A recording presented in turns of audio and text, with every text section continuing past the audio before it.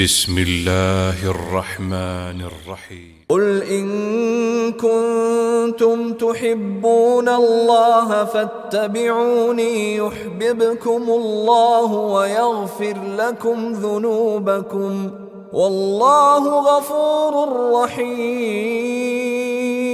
ہمیشہ سنت پر عمل کرنے اور سنت کی دعوت دینے والوں ہی کو سخت آزمایا جاتا ہے، اور سنت کی دعوت اور سنت پر عمل ایک ایسا یہ عمل ہے کہ ساری دنیا ان کے مخالف ہو جاتی ہے.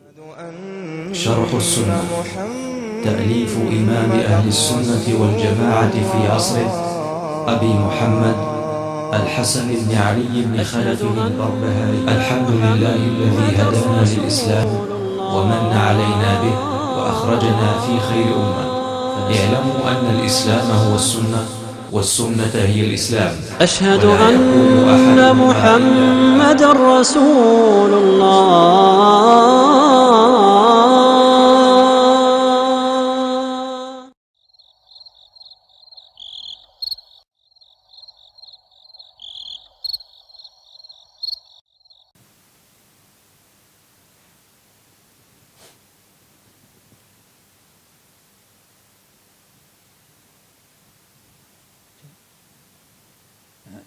الحمدللہ وکفیٰ وسلام علی عبادہ الذین اصطفیٰ اما بعد. بات یہ چل رہی تھی کہ ہر حال میں سمع و طاعت اہل سنہ والجماعہ. ہمیں کس کی اقتداء کرنی ہے؟ اہل سنت والجماعہ. اہل سنت یعنی حدیث جو نبی کی سنت ہے اس پر عمل کریں، والجماعہ اور جماعت صحابہ جو تھے ان کے نقش قدم کو اپنائیں. یہ راستہ اتنا واضح ہے کہ اس میں کوئی کیا کہتے ہیں کوئی ڈھکی چھپی چیز نہیں رہ گئی. اور السمع والطاعہ یہ سنت اور لزوم الجماعہ یہ کیا ہے؟ سنت سے ہے. اسلام سنت ہے، سنت ہی اسلام ہے، اور سنت ہی سے کیا ہے؟ لزوم جماعہ ہے. سمجھ گئے نا؟ یعنی اجتماعی زندگی، جماعتی زندگی گزارنا. اور جماعت کیا ہے؟ جو کسی خلیفہ اور امام کے امامت خلافت کے ماتحتی میں زندگی گزار رہے ہیں انہیں کیا کہا جاتا ہے؟ وہی جماعت. اور جماعت سے مراد جماعت صحابہ. اب دیکھو صحابہ کرام رضوان اللہ علیہم اجمعین نے کس طرح سے سمع و طاعت کا مظاہرہ کیا. حضرت یہ بخاری اور مسلم کی حدیث متفق علیہ، حذیفہ ابن الیمان رضی اللہ تعالی عنہما، باپ بیٹے دونوں مسلمان ہیں نا، باپ بیٹے دونوں مسلمان ہیں. حذیفہ رضی اللہ تعالیٰ عنہ کے والد یمان جو ہیں یہ بھی مسلمان تھے، لیکن جنگ احد میں مسلمانوں کے ہاتھ شہید ہو گئے تھے. اور ہوا یہ تھا کہ کافی بوڑھے تھے، تو اس لیے نبی علیہ السلام نے جہاں سامان رکھا گیا تھا خیمے میں جنگ احد کے موقع پر، مدینے سے جو مسلمان جہاد کرنے کے لیے آئے تھے، تو جہاں سامان یا جہاں بوڑھے بچے مرہم پٹی والے زخمیوں کو جہاں رکھا گیا تھا جس خیمے میں، انہی کی نگرانی کے لیے اللہ تعالیٰ نے، اللہ کے نبی علیہ السلام نے ان کو مقرر کر دیا تھا. کس کو؟ یمان رضی اللہ تعالیٰ نے، کہ آپ یہیں نگرانی کریں، آپ لڑنے نہیں آئیں، یہیں خیمے میں رہیں.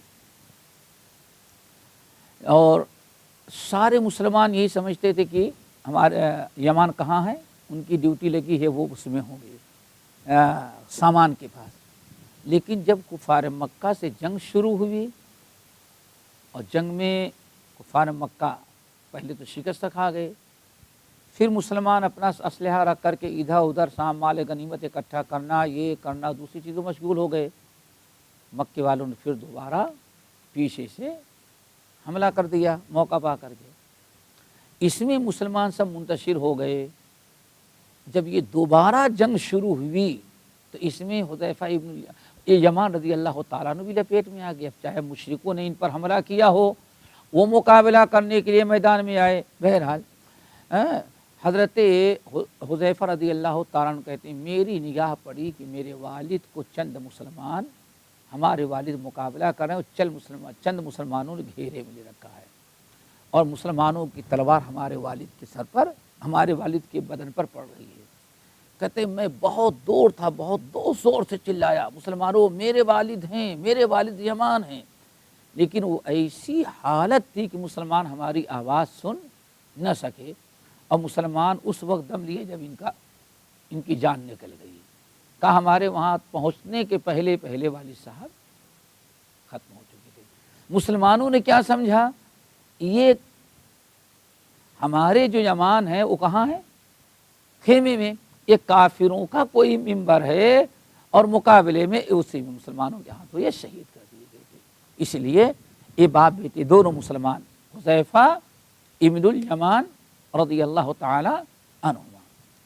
تو وہ حذیفہ رضی اللہ تعالیٰ عنہ کہتے ہیں لوگ نبی علیہ السلام سے خیر کے بارے میں پوچھتے اور میں شر کے بارے میں پوچھتا تھا، شر کے بارے میں، آنے والے فتنے، اور میں اس لیے شر کے متعلق پوچھتا تھا، فتنوں کے بارے میں، کہ تاکہ ہم کہیں اس میں مبتلا نہ ہو جائیں۔ بھائی اگر شر معلوم ہوگا، شر ہے تبھی نہ آپ بچیں گے۔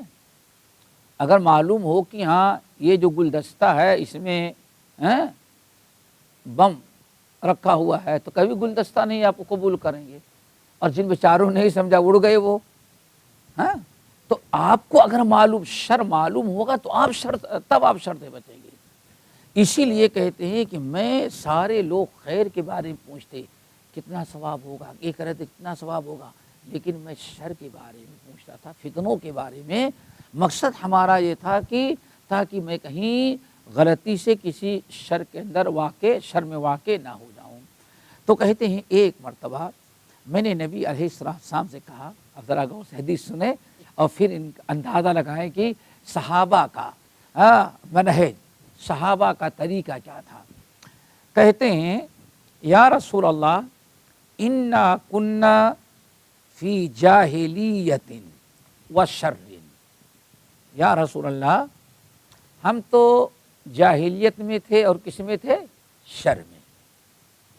یعنی جب تک آپ اسلام لے کر کے نہیں آئے تھے، آپ نبی نہیں بنائے گئے تھے، تب تو ہم لوگ بالکل جاہلیت میں، ہر برائی ہم لوگ کرتے تھے، شر ہی شر تھا، فتنہ، فساد، قتل و غارت، خون ریزی، لوٹ مار، ساری چیزیں تھیں۔ آپ جانتے ہیں کہ ہم لوگ کس طرح سے جاہلیت اور شر کی زندگی گزار رہے تھے۔ فجاءنا اللہ بہذا الخیر، پھر اللہ تعالیٰ یہ خیر برکت والا دین لے کر کے ہمارے پاس آپ آ گئے۔ دیکھو وہ زندگی دیکھ چکے تھے کفر و شرک کی، اور کتنی تنگی کی زندگی گزر رہی تھی۔ اسلام آیا تو ان لوگوں نے اسلام کو بہت خیر و برکت کی چیز سمجھی، اور آج پھر وہی جاہلیت دوبارہ لوٹ آئی ہے۔ مسلمانوں کے ایک بڑا طبقہ ہے جو اسلام کو اپنے لیے کیا سمجھتے ہیں؟ مصیبت سمجھ رہے ہیں۔ مسلمان ہیں لیکن اسلام نہیں چاہیے، مسلمان ہیں گوشت کھانے کے لیے، عید بقرعید منانے کے لیے کوئی بات نہیں ہے، لیکن اسلام نہیں چاہیے۔ غور کرو، کہتے ہیں یا رسول اللہ انا کنا فی جاہلیت و شر، ہم لوگ تو بڑی جاہلیت اور شر میں تھے۔ فجاءنا اللہ بہذا الخیر، اللہ تعالیٰ نے آپ کے ذریعے ہمارے پاس خیر بھیج دیا۔ جس حالت میں آج ہے، عزت کی زندگی، خیر و برکت کی زندگی، نہ بت پرستی ہے، نہ قتل و غارت ہے، نہ خون ریزی ہے، کتنے امن و امان، سکون اور عزت کی زندگی اب ہم لوگوں کو نصیب ہو رہی ہے۔ بات ہو گئی نا؟ اب ذرا غور سے سنیں گے تبھی سمجھ میں آئے گا۔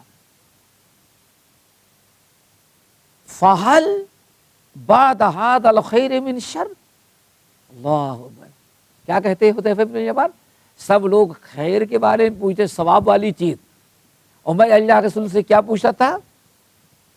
شر پوچھا نا، یا رسول اللہ آپ بتائیں فحل بعد هذا الخیر شر، یہ جو اللہ نے خیر، امن و امان، خیر و برکت، دین و ایمان، سکون، راحت، ہر اعتبار سے اللہ تعالیٰ کی رحمتیں برکتیں ہم پر ہیں، کیا اس کے بعد بھی کبھی شر دوبارہ پیدا ہوگا؟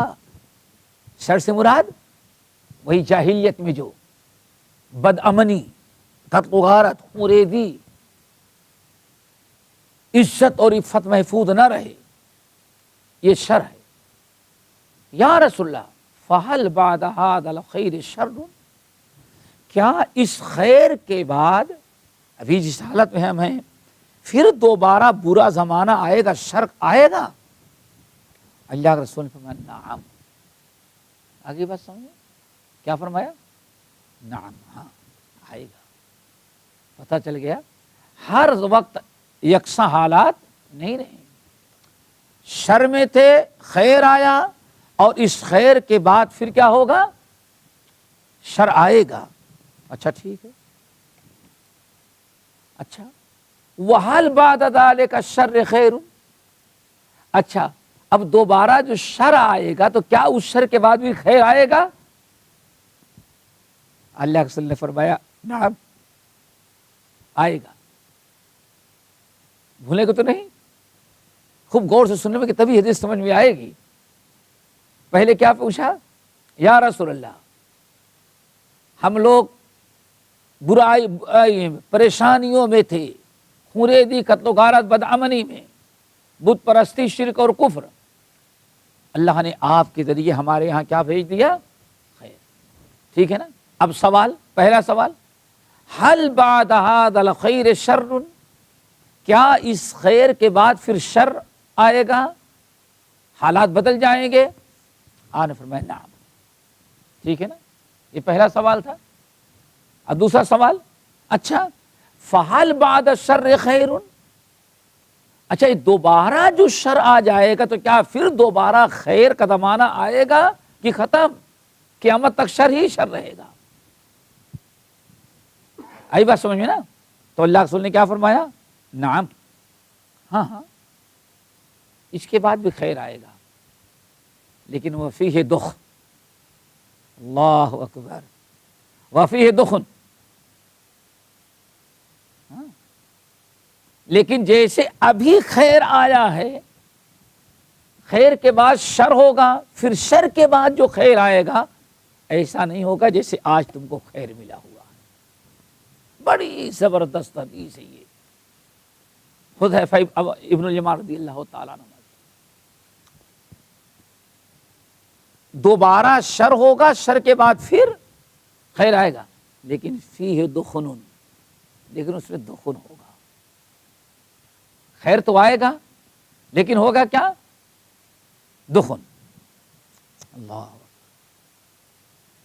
قل تو ماما دخن ہو، دخن کیا ہوگا اس کا؟ دخن یعنی دھواں ہوگا، ملاوٹ ہوگی۔ ابھی جیسے خیر ہی خیر ہے، اب دوبارہ خیر کے بعد جو شر آئے گا، پھر شر کے بعد جو خیر آئے گا، وہ دوبارہ خیر جب آئے گا تو خالص خیر ہی نہیں ہوگا، اس میں کچھ کیا ہوگا؟ امن و امان کے ساتھ فساد ہوگا، جان و مال کی عزت کی حفاظت کے ساتھ ساتھ بد امنی بھی ہوگی، توحید و سنت کے ساتھ شرک و بدعات بھی ہوں گے، دنگے فساد، قتل و غارت بھی ہوں گے۔ دیکھا آپ نے؟ خیر آئے گا لیکن صرف خیر نہیں ہوگا، بلکہ خیر کے ساتھ کیا ہوگا؟ خیر میں شر بھی ملا ہوگا۔ اور اس کی شکل کیا ہوگی؟ اب ذرا سنیں، اقوام یستنون بغیر سنتی ویہتدون بغیر ہدی۔ اور اس کی شکل کیا ہوگی؟ شر کے جب دوبارہ خیر آئے گا شر کے بعد تو اس میں کیا ہوگا؟ دخن ہوگا، یعنی دھندلا پن ہوگا، کچھ ملاوٹ ہوگی، خالص نہیں ہوگا، جیسے دھواں، یا آپ یہاں سمجھیں کبھی رطوبہ رہتی ہی تب روڈ نظر آتا ہے، لائٹیں بھی معلوم پڑتی کہ آسمان پر ہے سب کچھ، لائٹ ہے، لیکن ساتھ میں کیا ہو گئی ہے؟ دھند ہے۔ پھر اس کی شکل کیا ہوگی؟ کیسے دھندلا ہوگا، پن ہوگا؟ اقوام، کچھ ایسے قومیں ہوں گی۔ اب قوموں سے کیا؟ کچھ ایسے فرقے پیدا ہو جائیں گے۔ اقوام خیر ہوگی، لیکن خیر کے ساتھ کیا ہوگا؟ شر ہوگی۔ اس کی شکل کیا ہوگی؟ اقوام، کچھ لوگ ہوں گے یستنون بغیر سنتی، جو میرے سنت کو چھوڑ کر کے کوئی اور طریقہ اختیار کریں گے۔ آ رہی بات سمجھ میں نا؟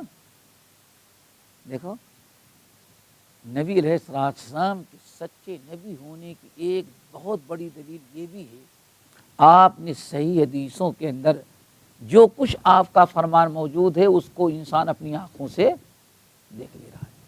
کیا فرمایا تھا؟ اقوام، قوم نہیں، ایک گروہ نہیں، اقوام بہت سارے گروہ، بہت فرقے ہوں گے، بہت ساری قومیں ہوں گی، یستنون بغیر سنتی، کیا کریں گے وہ؟ یستنون، سنت پر چلیں گے، لیکن میری سنت نہیں ہوگی، دوسروں کی سنتیں ہوں گی، کہیں بزرگوں کی۔ سب سے بڑی چیز تو یہی نا۔ ایک صاحب بہت لڑے ہم سے، بھیڑ گئے، آج سے تقریباً میں سمجھتا ہوں 40 سال قبل، مدینہ یونیورسٹی جانے کے پہلے مہاراشٹر میں بھیڑ گئے۔ کسی نے پوچھا نماز نگاہ کہاں رکھنی چاہیے؟ میں نے کہا اللہ رسول نے فرمایا ہے جہاں سجدہ کرتے ہو، نہیں تشہد میں جاؤ تو یہاں ہو، رکوع میں جاؤ تو یہاں ہو، سجدے میں جاؤ تو وہاں ہو، نہیں آنکھیں بند۔ کسی نے پوچھا آنکھیں کھلی ہونی چاہیے بند ہونی چاہیے نماز میں نے کہا آنکھیں کھلی ہونی چاہیے۔ کہا وہ کیسے، کیا دلیل ہے؟ میں نے کہا نبی علیہ السلام بہت ساری دلیل، ان میں ایک یہ ہے، اللہ کے رسول نے فرمایا اگر تم نماز پڑھو، نمازی سامنے سے گزرے تو اس کو آنکھ بند ہوگی تب کیا ہوگا؟ اب آنکھیں بند ہوگی تب کیا کریں گے؟ اس کا مطلب آنکھیں کھلی رکھنی چاہیے۔ پھر میں نے کہا اللہ کے رسول نے فرمایا نماز پڑھو، بچھو یا سانپ نظر آ جائے تو اس کو پہلے مار دو، پھر نماز پوری کرو، اور آنکھ بند ہوگی تو تمہیں ڈس کے چلے گا، کیا پتا چلا۔ بہت ساری مثالیں میں نے دی، بہرحال بہت سارے کہے نہیں یہ سب غلط ہیں، ہمارے پاس ہم آپ کو دکھلائیں گے آنکھیں بند ہونی چاہیے۔ میں نے کہا کہاں لکھا ہے؟ کہا ہمارے پاس حدیث کی کتاب ہے۔ میں نے کہا جاؤ لاؤ، گئے، پہلے وضو کیا، وضو کرنے کے بعد پھر وہ ایسے اس علاقے میں پرانے لوگ سفید رومال رکھتے تھے، سفید رومال میں خوب لپیٹا اور بڑے خشوع و خضوع کے ساتھ کتاب لے کے مسجد میں آئے، کھولا تو سمجھیں کون سی کتاب ہوگی؟ میں نے کہا پڑھو، کہتے ہیں بزرگوں نے لکھا ہے کہ آنکھ بند کر کے پڑھنا چاہیے۔ میں نے کہا دیکھو، کہا جاتا ہے خدائی کیا چوہا، پہاڑ کی اور نکلا چوہا۔ میں نے کہا یہ ہے، اور کتاب پڑھی ہوگی کہیں، دیکھو حالت یہ ہے کہ بغیر وضو کو اس کو لایا بھی نہیں، وضو نہیں۔ سوال یہ ہے کہ جو کچھ آپ نے فرمایا یستنون بغیر سنتی، سنتیں اختیار کریں گے لیکن میری سنت نہیں ہوگی، کسی اور کی، بزرگوں کی سنت، غیروں کی سنت، یہود و نصارہ کی سنت۔ اب آج تو ایک صاحب ماشاءاللہ یہ بتا رہے تھے کہ واٹس ایپ پر آیا ہوا ہے کہ پہلے تو جنت میں اللہ کے رسول پہلے داؤد علیہ السلام میوزک بجائیں گے اور گانا گائیں گے، پھر سنتے سنتے لوگ جھوم جائیں گے تو مجھے سلم شروع کریں گے، پھر محمد صلی اللہ علیہ وسلم بھی رک جائیں گے تو اللہ تعالیٰ خود میوزک بجائے گا اور گانا گانا شروع کر دے گا. آپ بتائیں پڑھا کسی کو پتا کہ نہیں آیا؟ ہاں آگے دیکھو آ گیا اور آیا ہے بڑی اونچی ہستی کی طرف سے. ایک تھپڑ سے قرآن کا علم، دوسرے تھپڑ سے حدیث کا علم. یہی ہوتا ہے سب. ہاں سوچو ذرا سا، آج کی بات ہے، لوگ ابھی مغرب میں بتا رہے تھے. یہ کیوں؟ یستنون بغیر سنتی. کیا کریں گے وہ؟ کب؟ دوبارہ خیر کے بعد شر کے بعد جو خیر آئے گا اس میں ہوشیار رہنا پڑے گا، بہت ہوشیار. کیا کہتے؟ کیئرفل. ہاں چوکنا رہنا پڑے گا، زبردست، کہیں ایسا نہ ہو پھنس جاؤ. خوب ہوشیار رہنا. کیوں؟ اس وقت جو خیر آئے گا اس میں دخن ہوگا، دھواں ہوگا، گرد آلود ہوگا، گرد و غبار ہوگا. رطوبہ میں جیسے یہاں روڈوں پر اندھیرا، لائٹ تو جل رہی ہے لیکن رطوبہ کی وجہ سے لائٹ بہت چھوٹی نظر، بلکہ نیچے تک پہنچ بھی نہیں، اوپر ہی نظر آ رہی ہو. تو یہ کیا شکل ہوگی؟ اقوام، کچھ لوگ ہوں گے یستنون بسنتی، بغیر سنتی، سنتیں اختیار کریں گے لیکن میری سنت نہیں. جو طریقہ اختیار سنتیں ہوں گی وہ ہماری سنتیں بلکہ غیروں کی سنت. اللہ اکبر. وَيَهْتَدُونَ بِغَيْرِ هَدِيٍّ، اور راستہ اختیار کریں گے ہدایت کے نام پر لیکن میرا لایا ہوا ہدایت کا راستہ نہیں ہوگا. کیا خیال ہے نا؟ سمجھ میں آ رہی بات ہے نا؟ تعرف منہم وتنکر، ان کے اعمال کو دیکھو گے تو بہت ساری باتیں ان میں کتاب و سنت کے مطابق ہوں گی اور بہت ساری باتیں جو ہیں کتاب و سنت کے علاوہ غیروں کی سنت اور غیروں کا طریقہ ہوگا. آ گئی بات سمجھ میں؟ یعنی اب ملاوٹ شروع ہو گئی. ہو گئی بات. کل تو میں نے کہا یا رسول اللہ فہل بعد ذلک الخیر من شر، اچھا کیا یہ جو خیر آئے گا اس خیر کے بعد پھر شر ہوگا؟ یہ کون پوچھ رہا ہے؟ حذیفہ ابن الیمان. یا رسول اللہ، سمجھ گئے نا کیسے لوگ ہوں گے؟ اللہ رسول نے فرمایا ان میں سے کچھ پہچانو گے، کچھ ان کے اعمال، کچھ ان کے چال چلن، کچھ ان کے طریقے سنت ہوں گے، شریعت کے مطابق ہوں گے، اور کچھ اور اعمال ان کے ہوں گے سنت ہی سمجھ کے عمل کریں گے لیکن ہماری سنت نہیں بلکہ کیا ہوگی؟ وہ غیروں کی. ہدایت پر ہوں گے لیکن ہدایت کے ساتھ بہت ساری بدعات اور گمراہیاں بھی کرتے ہوں گے. اچھا یا رسول اللہ کیا اس خیر کے بعد بھی شر ہوگا؟ اللہ رسول نے فرمایا ہاں شر ہوگا اس کے بعد بھی. وہ کیسے ہوگا؟ آپ نے ارشاد فرمایا دعات علی ابواب جہنم. اللہ، دیکھو یاد رکھو دوستو، دعات علی ابواب جہنم. یہ تیسرا دور ہوا نا. پہلے خیر ہی خیر تھا، دوبارہ خیر میں شر کی ملاوٹ، اور تیسرا زمانہ جو آیا، تیسری مرتبہ جو شر آیا تو اس میں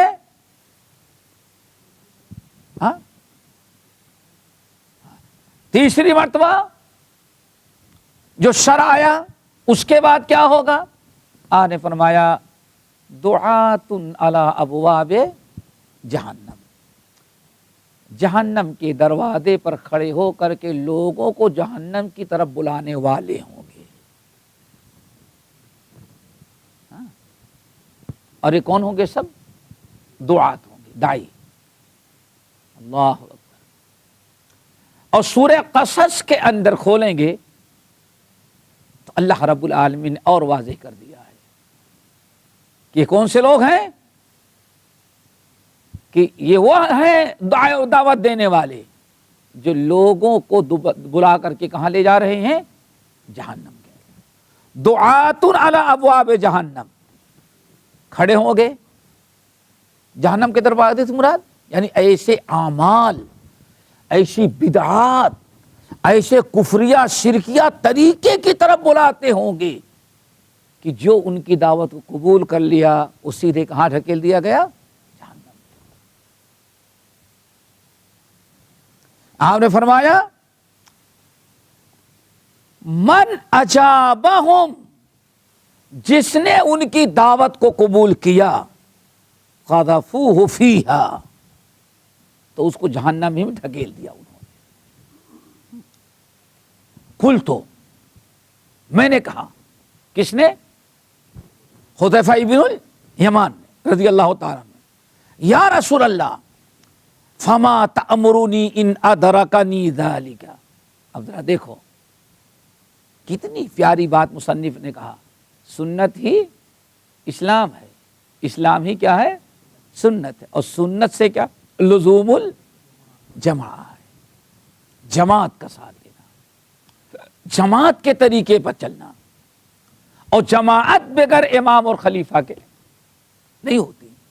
اب ذرا دیکھو، فما تأمرنی ان ادرکنی ذالک، یا رسول اللہ اگر ایسا زمانہ مجھے مل گیا تو ہمیں کیا حکم دیتے، میں کیا کروں گا؟ وہ تو بہت ہی مشکل وقت ہوگا نا۔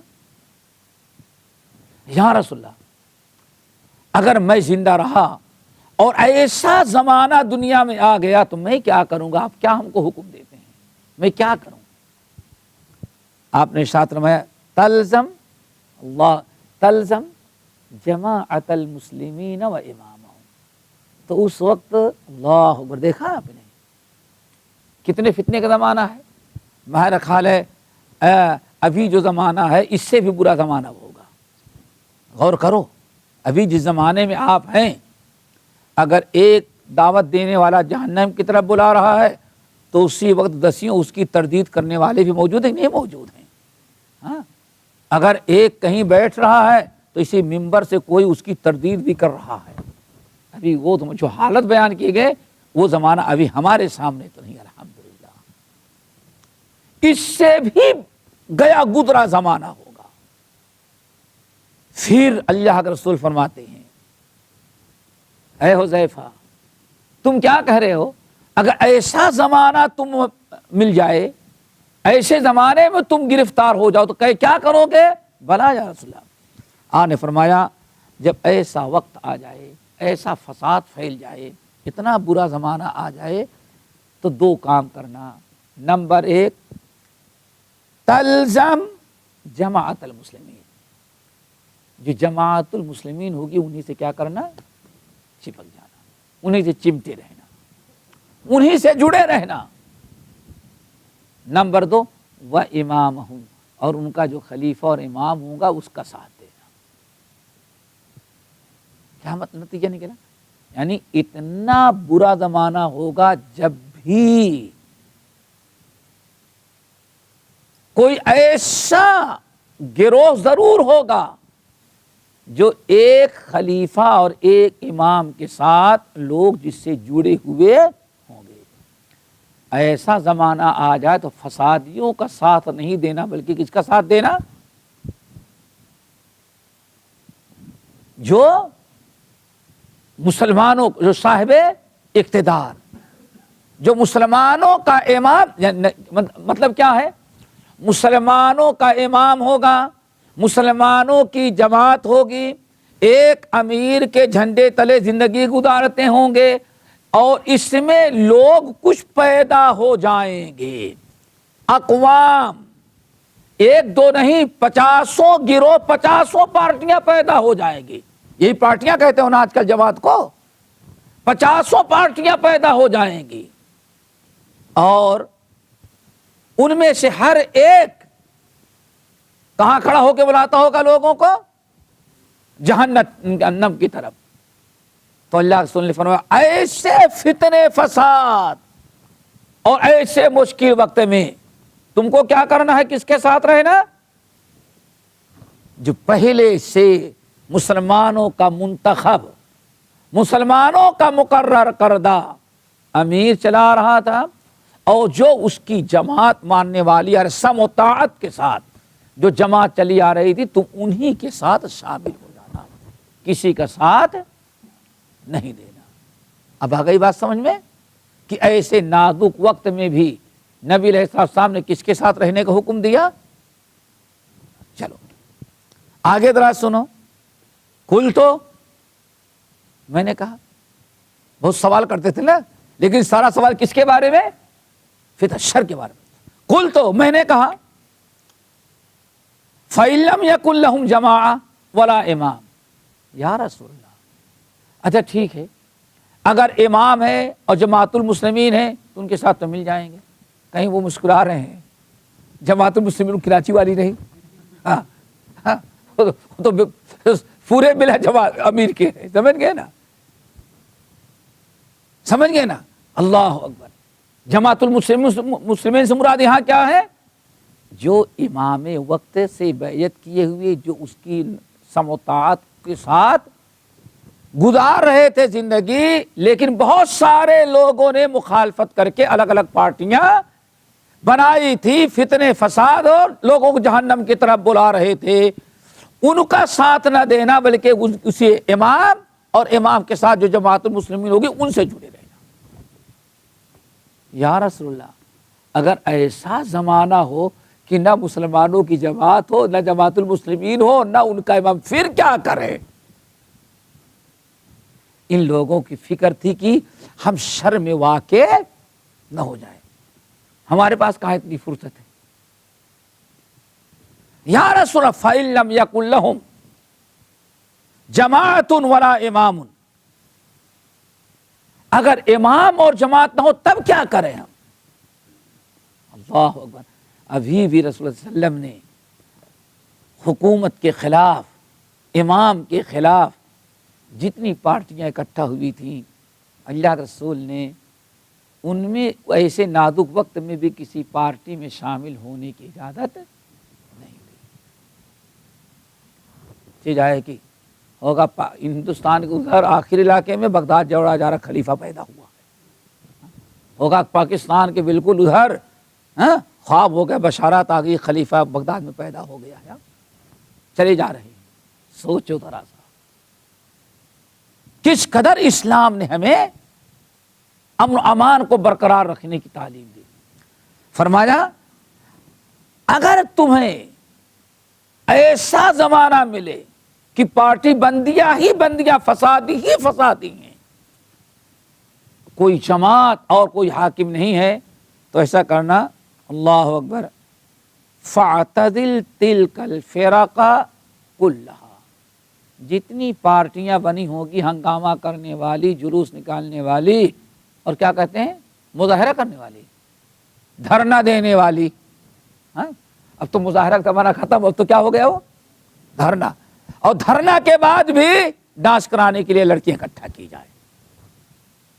حکومت کا تختہ پلٹنا ہے کسی بھی صورت سے۔ اب مظاہرہ بھی گیا، یہ بھی گیا، جلوس بھی گیا، اب کیا رہ گیا؟ ناچ گانا کروانا۔ اللہ اکبر۔ اللہ سبحانہ اعتزل فاعتدل تلک الفرق کلھا، سب سے الگ ہو جانا، جتنی پارٹیاں سب کو چھوڑنا، سب سے الگ تھلگ ہو جانا۔ اگر اس قدر ان پارٹیوں نے ظلم، زیادتی، ہنگامہ، فساد شہر کے اندر برپا کر رکھا ہے کہ تمہیں کھانا نہیں مل رہا ہے، پانی نہیں مل رہا ہے، تو اس کی پرواہ نہ کرنا، چلے جانا کہیں جنگلوں میں کوئی درخت ہوگا، پتے چبا کر کے، اور اگر جڑیں ہوگی کوئی ایسی میٹھی رس والی، ان جڑوں کو نکال کر کے چوسنا، ان کا رس زندگی گزارنا، لیکن خبردار ان فسادیوں کا ساتھ نہیں دینا۔ اللہ اکبر۔ اس حدیث کو اللہ اکبر،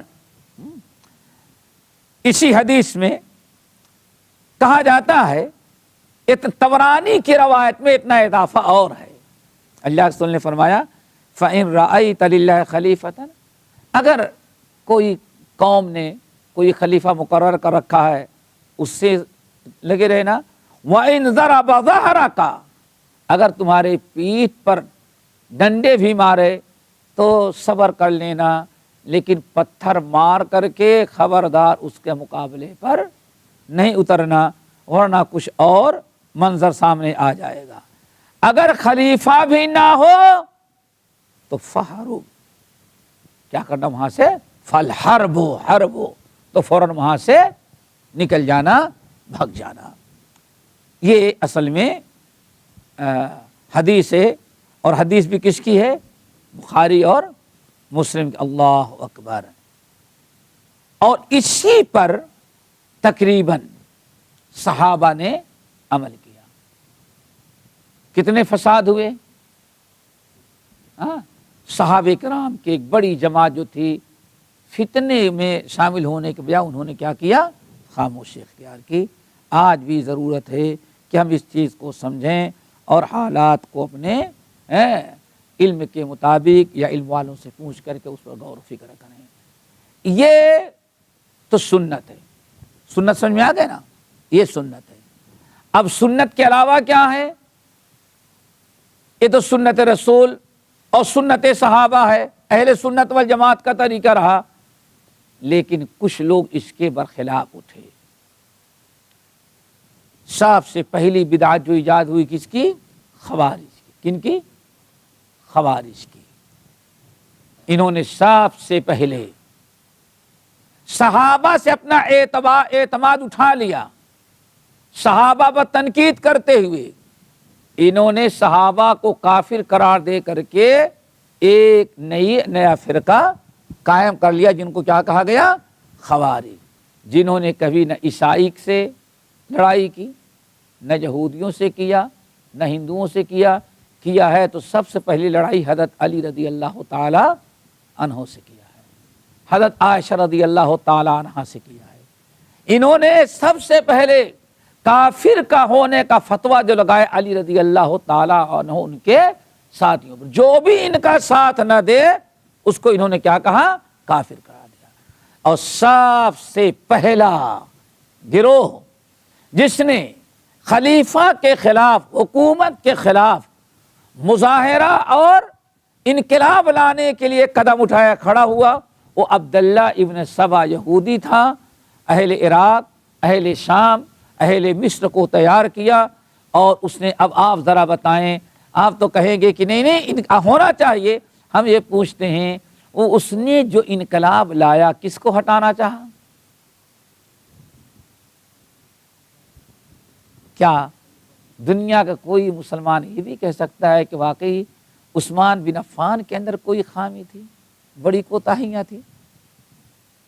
کس کے خلاف شروع ہوا ہے؟ اس پوری امت میں ذرا دیکھو، آج جو یہ سارا سلسلہ شروع ہوا ہے، غلطی کسی کی ہے، قصور کسی کا ہے، اور بیچاروں پراپرٹی جلائی جاتی ہے کن کی؟ روڈوں پر غریبوں کی۔ ایک انسان اپنے بیوی بچے بوڑھے ماں باپ کی پرورش کرتا ہے، کیلے اور موسمی اور سنترے ایک ٹھیلے پر رکھ لیتا ہے، بیچارہ صبح سے شام تک بیچتا ہے، شام کو اپنے اولاد کے لیے روزی روٹی کا رزق کرتا ہے۔ رکشہ وہ چلاتا ہے، گاڑیاں وہ چلاتے ہیں غریب لوگ، ان کا تو نقصان ہوا، نہ وہ امیر کا کچھ نقصان ہوا اور نہ لیڈروں کا کچھ نقصان ہوا۔ نقصان کس کا ہوا؟ پبلک کا۔ اب آپ ذرا بتائیں، یہ جو ہنگامہ شروع ہوا ہے اس کی ابتدا کس نے کی ہے؟ عبداللہ ابن سبا۔ اور کس کے خلاف کھڑا ہوا؟ عثمان بن عفان رضی اللہ تعالی عنہ کے۔ حضرت علی نے سمجھایا، صحابہ نے سمجھایا، حضرت حسن اور حسین کھڑے ہوئے، حضرت طلحہ کھڑے ہوئے، سارے لوگ سمجھا رہے تھے، لیکن نہیں، اس حکومت کا ہمیں تختہ پلٹنا ہے، ہم نئی حکومت لائیں گے۔ سوال آپ لوگ ذرا ایمانداری سے بتائیں، جتنے انقلابی تھے کیا اس میں کوئی ایسا تھا جو حضرت عثمان سے بھی اچھا ہو؟ حضرت عثمان سے بھی کوئی زیادہ عدل و انصاف والا تھا؟ کون عثمان؟ کتنا ظلم! عثمان کے خلاف جو کھڑے تھے، عثمان بن عفان کا تختہ پلٹنا ہے، جن کے فضائل سے بھرے ہوئے ہیں حدیث کی کتابیں. نبی علیہ السلام منبر پر کھڑے ہیں جیش العسرہ کے موقع پر. لوگوں بڑا لمبا سفر ہے، اللہ کے راہ میں دو، اللہ کے راہ میں دو. ہزاروں لوگ موجود تھے. سب سے پہلے حضرت عثمان بن عفان کھڑے ہوئے. یا رسول اللہ للہ علی مئۃ بعیر مع احلاسها واقطابها فی سبیل اللہ. یا رسول اللہ 100 اونٹ میری طرف سے اللہ کے راستے میں آپ کی خدمت میں حاضر ہیں. اور خالی اونٹ نہیں ہے، ہر اونٹ پر سامان، ہیرے جواہرات، کھانے پینے، اسلحے سے سارے 100 اونٹ ہمارے لدے لدائے ہوں گے. ایسا بھی نہیں کہ ہاں خالی اونٹ دے دے. پھر اللہ کے رسول نے اعلان کیا، دوست ساتھیوں اللہ کے راستے میں نکالو. سارے مسلمان بیٹھے ہوئے. حضرت عثمان پھر کھڑے ہوئے. یا رسول اللہ للہ علیہ مئۃ بعیر مع احلاسها واقطابها. یا رسول اللہ میری جانب سے 200 اونٹ اور. کتنے ہو گئے؟ 200 اونٹ اور خالی اونٹ نہیں کہ ہاں نکیل پکڑا دیں آپ کو. مع احلاسها واقطابها، ہر قسم کے سامان جس کی ضرورت جہاد میں پڑتی ہے، ہر قسم کے سامان سے لدے لدائے ہوں گے. صحابی کہتے ہیں نبی علیہ السلام تھوڑی دیر خاموش رہے. اب 30,000 کی فوج ہے، 2 اونٹ 300 اونٹ کتنے کام آئے؟ عارف میں لوگوں اور ذرا اللہ کے راہ میں دو. سارے لوگ کہتے ہیں. پھر تیسری مرتبہ وہی مرد و مومن عثمان بن عفان کھڑے اور کہا یا رسول اللہ للہ علیہ 300 بعیر مع احلاسها واقطابها. یا رسول اللہ میری جانب سے 300 اونٹ ہر قسم کے سامان سے لدے لدائے فی سبیل اللہ اور آپ کی خدمت میں حاضر ہیں. راوی ہے حدیث کہتے ہیں نبی علیہ السلام منبر سے اتر آئے اور بار بار یہی کہہ رہے تھے اے لوگو آج کی گھڑی وہ گھڑی ہے. عثمان سے اللہ اتنا راضی ہوا کہ اللہ نے اعلان کیا آج سے لے کر کے مرتے دم تک عثمان کچھ بھی کر ڈالے اللہ تعالیٰ کے ہاں کوئی گرفت اس کی ہے ہی نہیں. حضرت عبد الرحمن بن سمرہ رضی اللہ تعالیٰ عنہ کہتے ہیں یہ تو ہوا. کتنے اونٹ ہو گئے؟ 600 اونٹ سامان سے لدے لدائے. کہتے ہیں اتنے میں ابھی تو دور رہ کر کے عثمان بن عفان اعلان کر رہے تھے. کہتے میں نے دیکھا حضرت عثمان بن عفان آگے بڑھے، نبی علیہ السلام کی خدمت میں قریب آئے تو کہتے ہیں آستین میں ایک بڑی سی تھیلی تھی جس میں 1000 دینار، درہم نہیں کیا دینار، سونے کے سکے. اللہ اکبر. پتہ نہیں آج اربوں یا خربوں کی، ملین یا ٹریلین پتہ نہیں کتنی رقم ہو جائے گی. 1000 دینار، درہم نہیں دینار نکالا اور نبی علیہ السلام کو مزید پکڑا. یا رسول یہ بھی حاضر ہے. عبد الرحمن بن سمرہ کہتے ہیں میں دیکھ رہا تھا نبی علیہ السلام نے 1000 لیا تو اس کو لے کر کے دیکھ کر کے مسکرا رہے ہیں، ہنس رہے ہیں. میں آگے بڑھا دیکھا نبی علیہ السلام فرما رہے ہیں لوگوں عثمان آج سے زندگی میں جو کچھ بھی کیا اللہ تعالیٰ اس سے راضی ہوا اور کچھ بھی کر ڈالے اللہ تعالیٰ کے ہاں ایک قابل گرفت نہیں ہوگا. میرے بھائی یہ عثمان تھے، ان کا تختہ پلٹنے کے لیے آئے تھے اور کہتے تھے بے ایمان ہیں ہم پکے مسلمان. کہیں ایسا نہ ہو. پھر یہی نقطہ یاد رکھنا یہ انقلاب لانے والے جو ہیں ان میں ذرا دیکھو جس کا تختہ پلٹ اس سے کتنے اچھے ہیں. عثمان بن عفان کا تختہ پلٹ رہے تھے، ان کی جگہ علی کو نہیں لانا چاہا، کسی کو نہیں لانا چاہا. کیوں؟ ان کا مقصد کچھ اور ہوتا ہے. اسی لیے اہل سنت والجماعت نے جو اہل سنت والجماعت کا صحابہ کا جو منہج و طریقہ رہا وہ یہی رہا سمع و طاعہ. لیکن خارجی معتزلی، حوثی، زیدیہ، یہ جو فرقے ہیں یا اس سے نئی نئی پارٹیاں جو ہوتی ہیں، اصل میں انقلاب کے نام پر سارا معاملہ کرسی کا حصول ہوا کرتا ہے۔ یہ نہ ملک کے وفادار، نہ قوم کے وفادار، نہ کتاب و سنت و اسلام کے وفادار، معاملہ صرف کرسی کا ہوتا ہے اور سیاست چمکانی رہتی ہے۔ اسی لیے اسلام نے بہت ہی زیادہ تاکید کیا کہ السمع والطاعہ۔ اللہ تعالی ہم سب کو عمل کے توفیق نصیب فرمائے۔ یہ پہلا باب ہو گیا، پہلی فصل۔ اب آئے دوسرا مسئلہ، وہ بھی بڑا اہم ہے۔ ابھی بحث کس کی تھی؟ اہل سنت والجماعت کی، یعنی کتاب و سنت کی اتباع، پابندی اور لزوم جماعت اور وہ اجتماعیت کو چھوڑ کر کے علیحدگی کی ممانعت۔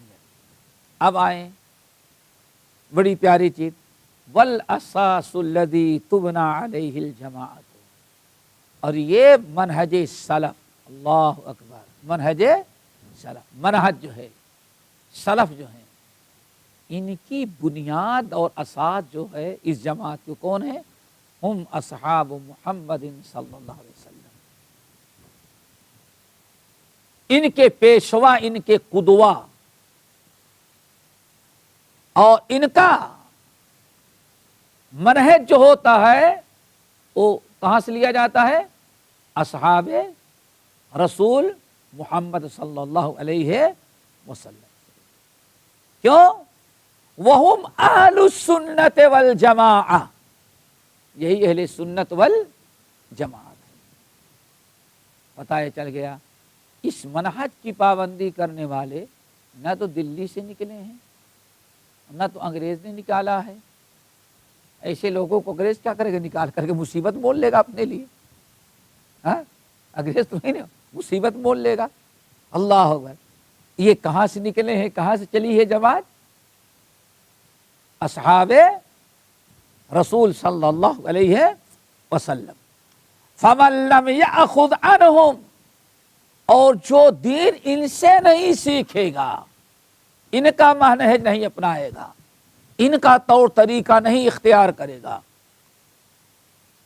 فقد ضل، گمراہ ہوا، وابتدع، بدعت میں مبتلا ہوا، وکل بدعت ضلالہ، اور ہر بدعت گمراہی ہے، والضلالۃ واہلہ فی النار، بدعت اور بدعتی جہنم میں داخل کیے جائیں گے، جیسے کہ اللہ رسول نے ارشاد فرمایا کل بدعت ضلالہ وکل ضلالۃ فی النار۔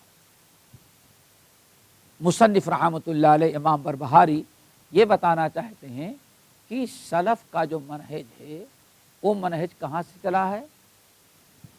اصحاب۔ کیوں؟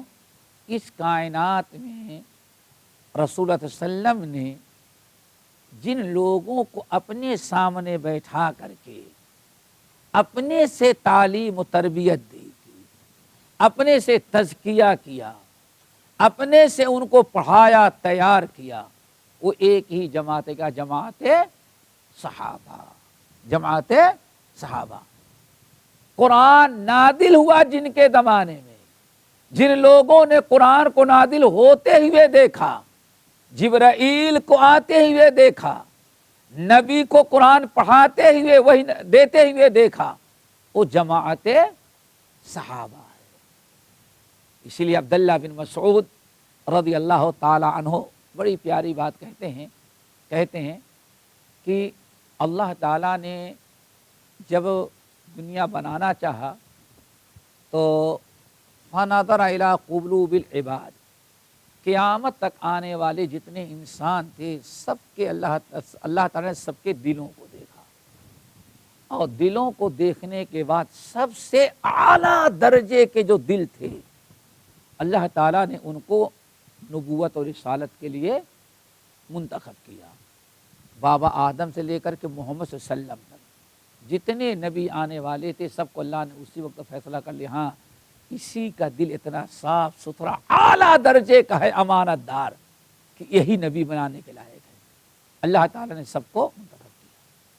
پھر وہ جن لوگوں کے دلوں کو نبوت کے لیے منتخب کیا تھا، ان میں جو سب سے اچھا دل پایا، اللہ نے آخری نبی محمد صلی اللہ علیہ وسلم کا پایا، تو آپ کو سارے نبیوں کی سرداری اور خاتم النبیین رحمت للعالمین بنانے کے لیے منتخب کر لیا۔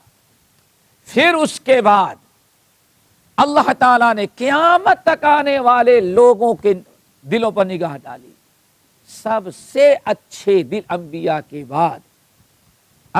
کے بعد سب سے اچھے دل جن کے تھے، اللہ تعالیٰ نے ان کو محمد صلی اللہ علیہ وسلم کی صحبت کے لیے چن لیا۔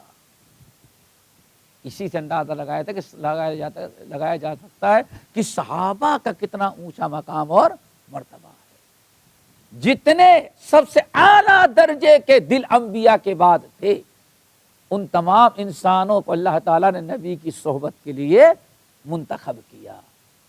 پھر بیان کیا، لوگوں دیکھو، عبداللہ بن مسعود کہتے ہیں اللہ تعالیٰ نے نبی کے صحبت کے لیے سب سے اعلیٰ درجے کے لوگوں کو کیوں منتخب کیا؟ اس لیے منتخب کیا کہ یہ نبی سے سیکھیں، دین نبی سے سیکھیں، نبی کے رسالت و نبوت کے ذریعے جو ان کو ملتا ہے اس کو سیکھیں، اس کو سمجھیں، اور پھر اللہ تعالیٰ نے انہی اصحاب رسول کو نبی کے بعد قیامت تک آنے والے انسانوں کے لیے اپنا پیغام پہنچانے کے لیے منتخب کر لیا۔ تو اس لیے عام نبیوں کے صحابی نہیں ہیں، یہ کس کے صحابی ہیں؟ محمد صلی اللہ علیہ وسلم کے۔ اللہ تعالیٰ نے قرآن پاک میں اسی لیے بڑے ہی فضائل بیان کیے قرآن میں، اور نبی علیہ السلام نے احادیث میں۔ بلکہ ایک چیز اور بتائیں، ایک ہی نبی محمد صلی اللہ علیہ وسلم ہیں کہ نبی کے ساتھ نبی کے صحابیوں کا تذکرہ بھی تورات اور انجیل و زبور میں موجود ہے۔ ایسا نہیں کہ صحابہ کا تذکرہ صرف اللہ کے رسول نے کیا، نہیں، قرآن سے پہلے بھی جتنی آسمانی کتابیں ہیں سب میں موجود ہے۔ اسی لیے تو وہ جو ہندوستان میں تقسیم کے پہلے ایک تھا، ننگا رہتا تھا، بکری کے دودھ پی کے زندگی گزاری ہے، کیا کہتے ہیں؟ بولے کیا کہتے ہیں؟ زندگی بھر کا احرام باندھے رہتا تھا شیطانوں کا۔ ہاں، گاندھی صرف بکری کا دودھ پیتا تھا، پلین سے جاتا تھا بکری، لوگ کہتے بڑا شریف تھا، بکری پلین پر لے کے جانے والا بڑا شریف رہے گا، سمجھ گئے نا؟ اللہ اکبر۔ پہلی مرتبہ انگریز نے جب الیکشن کروایا تقسیم سے پہلی مرتبہ الیکشن کروایا، اور کانگریس پارٹی جو ہے وہ خوب اچھی طرح سے جیتی تقسیم سے پہلے، تو وزیروں کے عہدے کی تقسیم کی باری جب آئی تو گاندھی نے ایک بابا قوم سمجھا جاتا تھا نا، اس نے ایک لیٹر شائع کیا، ہدایات، اور بھیجا جتنے لیڈر تھے سب کے پاس، کہا دیکھو ہندوستان بہت بڑا ملک ہے، اب تم جمہوریت قائم کر رہے ہو، لیکن یاد رکھنا اتنے بڑے ملک پر اگر حکومت کر کے امن و امان قائم کر سکو گے تو اس وقت جب کہ ابو بکر عمر کا طریقہ اپناؤ گے۔ اتنے بڑے ملک میں اگر امن و امان قائم کرو گے تو کس کی حکومت چلا کر کے؟ ابو بکر عمر۔ وہ بھی سمجھتا تھا کہ رام اور لکشمن گنیش کے طریقے سے نہیں چل سکتا ملک، اسی لیے جب سے یہ ان کا چلانے لگے دیکھ لیں کوئی امن و امان ملک میں نہیں۔ اس نے کہا، اس کا لیٹر آج تک موجود ہے، اگر امن و امان کی حکومت قائم کرنا چاہتے ہو تو ابو بکر کی عمر کی سیرت پڑھو، اور انہوں نے جیسے حکومت قائم کیے چلائی تھی ان کے ہدایات، ان کے اسوے کے مطابق اگر حکومت چلاؤ گے تو پورے ملک پر امن و امان ہوگا. کیوں؟ کہاں سے ملا تھا اس کو؟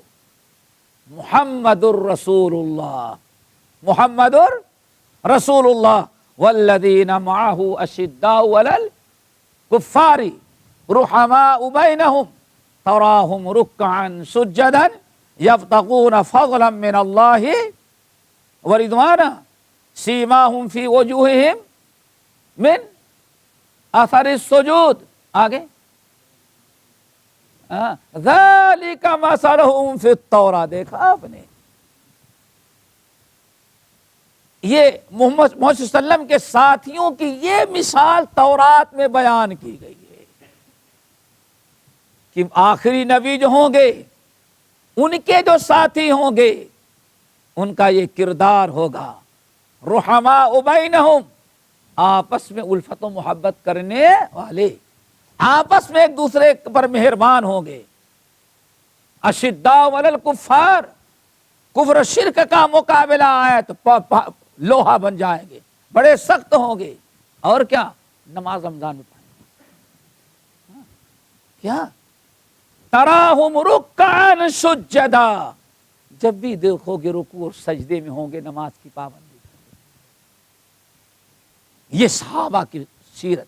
اسی لیے جب کسریٰ نے بلایا اپنے جنرل کرنل کو، ارے کیا بات ہے، اسلحہ تمہارے پاس، فوج تمہاری ہو، ملک تمہارا ہو، لیکن وہ مسلمان بھیڑ بکریاں چرانے والے ہمیشہ قبضہ کرتے چلے آ رہے ہیں، کیا وجہ ہے جو شکست کھا جاتے ہو؟